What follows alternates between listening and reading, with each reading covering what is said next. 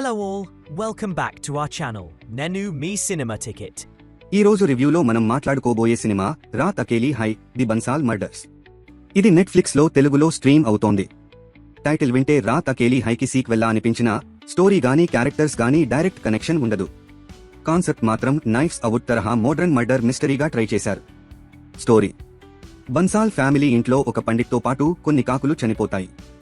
అసలు అక్కడ ఏం జరిగింది, ఎవరు చేశారు, ఎందుకు చేశారు అనే సందేహాలతో కేస్ మొదలవుతుంది.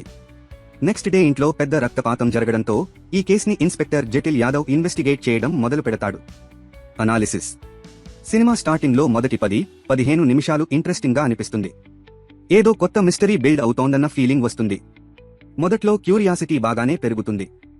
కానీ కథ ముందుకు వెళ్లే కొద్దీ ఆ ఇంట్రెస్ట్ పూర్తిగా తగ్గిపోతుంది. ఇది చాలా పాత టిపికల్ మర్డర్ మిస్టరీ ఫార్మాట్లోనే నడుస్తుంది.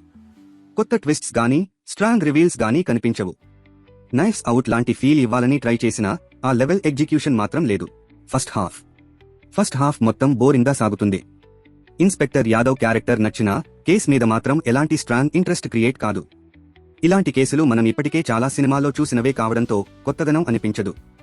Second half climax: second half లో కొంచెం హడావిడి పెరుగుతుంది. ఇక్కడైనా ఏదైనా గట్టి ట్విస్ట్ వస్తుందేమో అనిపిస్తుంది.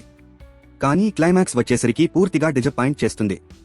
ట్విస్ట్ ఉందని చెప్పినట్టే చూపిస్తారు కానీ థ్రిల్ గానీ షాక్ వాల్యూ గానీ మాత్రం వర్క్ అవుట్ కాదు. ఇంతకేనా అన్న ఫీలింగ్ వస్తుంది.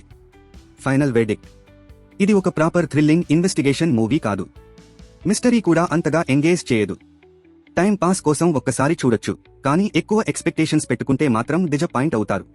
ఇంకా ఇలాంటి ఇంట్రెస్టింగ్ మూవీ రివ్యూల కోసం మా ఛానల్ను సబ్స్క్రైబ్ చేయండి.